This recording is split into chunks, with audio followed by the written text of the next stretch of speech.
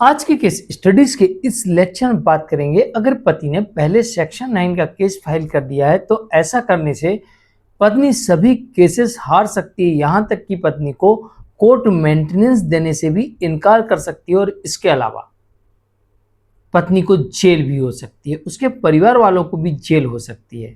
तो चलिए आज के केस स्टडीज के इस लेक्चर में सेक्शन 9 के फायदों के बारे में डिटेल में बात करते हैं। जय जिनेंद्र, हम केस जैन। वीडियो को लाइक और शेयर कर दीजिए और इस तरह के जजमेंट्स का पैकेज पाने के लिए जिसमें लगभग आपको 200 जजमेंट्स मिलते हैं, किसी जानकारी के लिए दिए गए नंबर पर आप हमें संपर्क कर सकते हैं। चलिए शुरुआत करते हैं। नंबर 1, लड़की और लड़की वालों को यानी पत्नी और पत्नी के परिवार वालों को जेल कब होती है?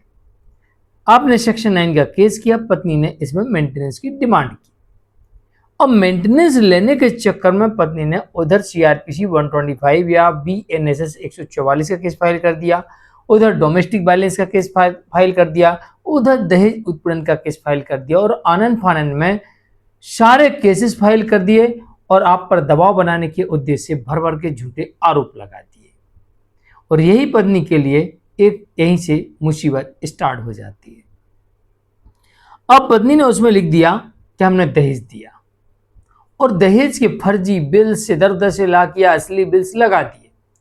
तो दहेज देना और लेना दोनों अपराध है। इन बिल के आधार पर पत्नी और उसके परिवार वालों की गवाही के आधार पर, कोर्ट में स्टेटमेंट होने के आधार पर अब आप इनके खिलाफ दहेज देने का केस फाइल कर सकते हैं। धोखाधड़ी का केस भी फाइल हो सकता है जिसमें पत्नी को भी इंक्लूड किया जा सकता है और जिसमें सजा होने की पूरी संभावना हो जाती, क्योंकि पत्नी और उसके परिवार के लोग खुद साबित कर रहे हैं।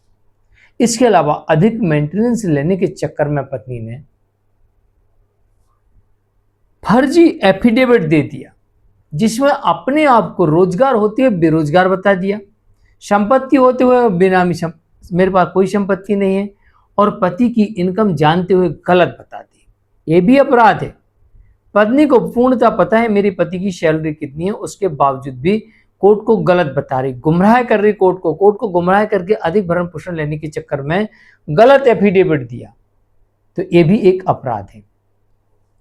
तो कुछ इस तरीके से पत्नी अपने ही जाल में यहाँ पर फंसते हुए नजर आती है।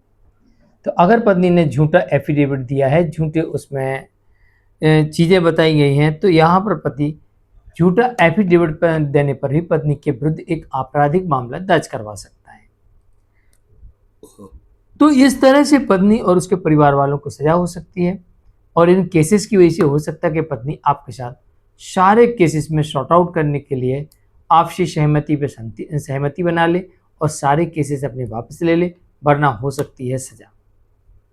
कोर्ट मेंटेनेंस देने से भी इनकार कर सकती है। तो ये कुछ इस तरीके के सेक्शन 9 के फायदे आपको मिल सकते हैं। और एक चीज और देखा गया है कि कोर्ट कई बार ये कहती है कि पत्नी को नोटिस मिला और उसके बाद पत्नी ने फ्रस्ट्रेट होकर, गुस्से में आकर, आवेश में आकर बदला लेने के उद्देश्य से पति और उसके परिवार वालों के ऊपर भर भर के आरोप बिना किसी ठोस सबूत के केस फाइल कर दिए, तो ऐसे केसेस भी कोर्ट रद्द कर देती है। तो सेक्शन 9 करने के बहुत बड़े फायदे होते हैं और सेक्शन 9 का केस पत्नी के पक्ष में आने पर पति को विदाउट एलिमनी डिवोर्स भी मिल सकता है और सजा से भी बच सकता है। मैं हूं केस जैन। आज के लिए इतना ही। नमस्कार।